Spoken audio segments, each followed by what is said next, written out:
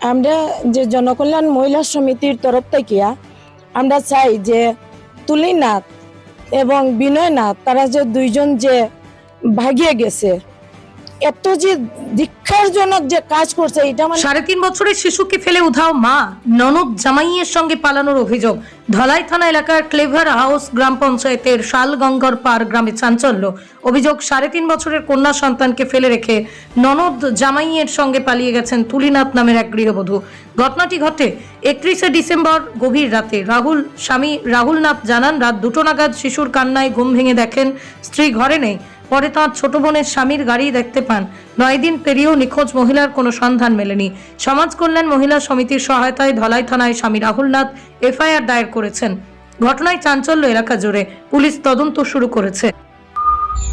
আমরা জনকল্যাণ মহিলা সমিতি প্রায় 2-3 দিন আগে ওই রাহুল নাথ যে এসেছিলেন আমাদের কাছে একটা অভিযোগ নিয়ে যে ওনার স্ত্রী তুলিনাথ উনি নাকি 3.5 বছরের একটি শিশু কন্যাকে ঘরে রেখে কোথায় পালিয়ে গিয়েছেন।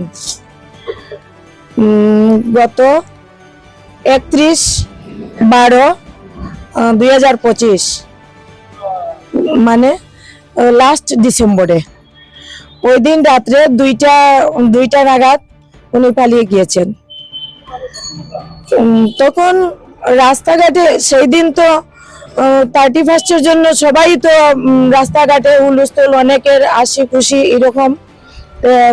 প্রত্যেক লোকজন থেকে উনি পরে জানতে পেরেছেন যে গাড়ির নাম্বারটি, যে নাম্বারটি মানে উনি লিখিত দিয়েছেন সে নাম্বারটি বলবো।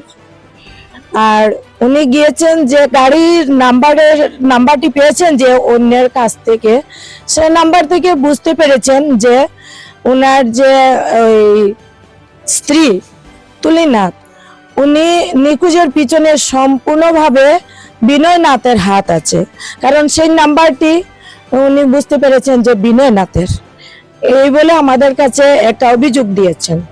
তো আমরা তো সর্বদাই মানে প্রশাসনকে সামনে রেখে আমরা চলি, গতিকে আমরা তো প্রশাসনের অবাধ্য হয়ে কোনো কিছু স্টেপ নিতে পারিনি। আমরা প্রশাসনের কাছে এবং আমাদের মাননীয় এসপি মহোদয় এবং মাননীয় ডিসি মহোদয় তথা আমাদের যে সিএম আছেন হেমন্ত বিশ্ব শর্মা মহোদয়,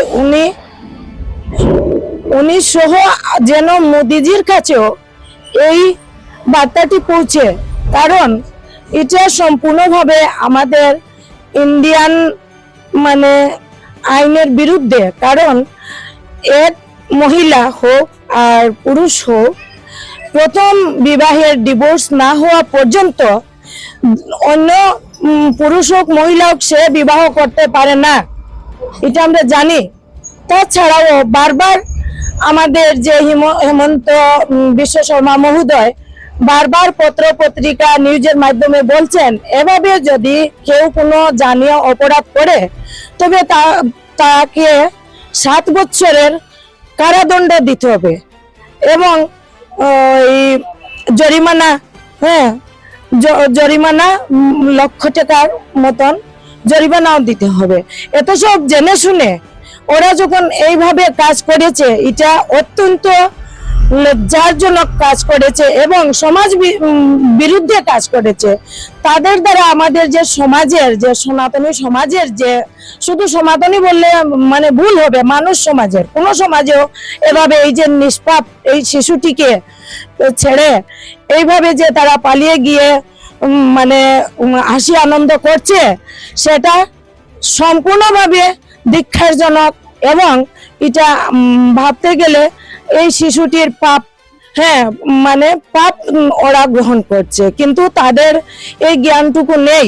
তাই আমি সবার কাছে, সমস্ত জনগণের কাছে, প্রশাসনের কাছে বিনম্র অনুরোধ করিতেছি যাতে আমাদের এই কাছাড় জেলাতে তথা আসামেও ভালো, ভারতবর্ষে ভালো, যেন এ ধরনের জঘন্য কাণ্ড না হয়। গত 31 তারিখ ডিসেম্বরের 25 ওদিন রাত্রে 2 ঘটিকার সময় আমার স্ত্রী পালিয়ে মানে হয়ে গেছে, এটা হইয়া গেছে মানে পালাইয়া গেছে।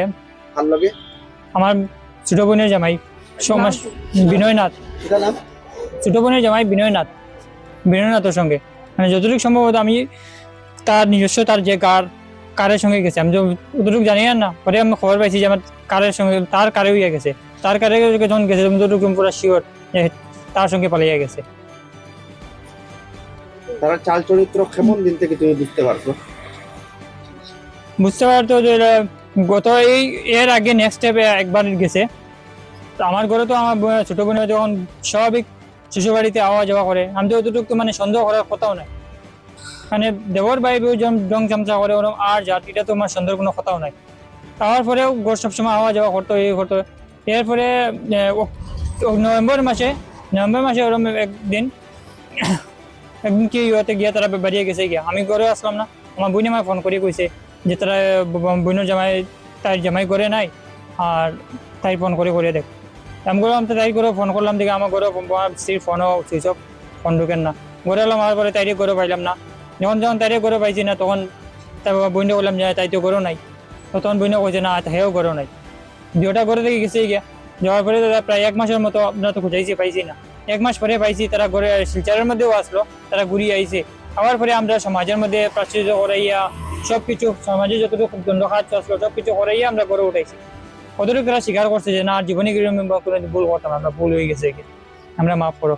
আমরা ঠিক আছে ফার্স্ট টাইম মাফ করছি। মাফ করার পরে 1 মাস থাকার পরে সেম কন্ডিশন আবার, তখন তো আমার বাচ্চাটার সঙ্গে লইয়া গেছিল।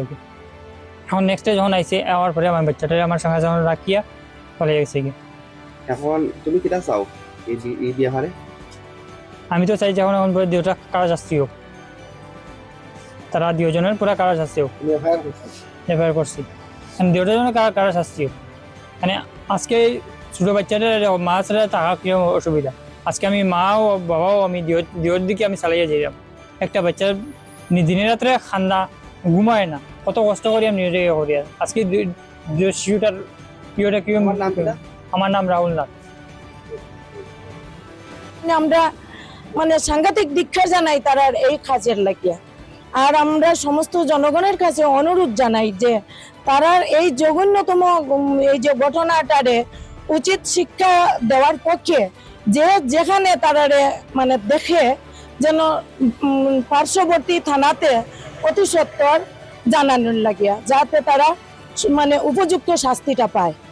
এটাই বিশেষ অনুরোধ থাকলো সমস্ত জনগণের কাছে এবং আমরা আপনারা সবার কাছে।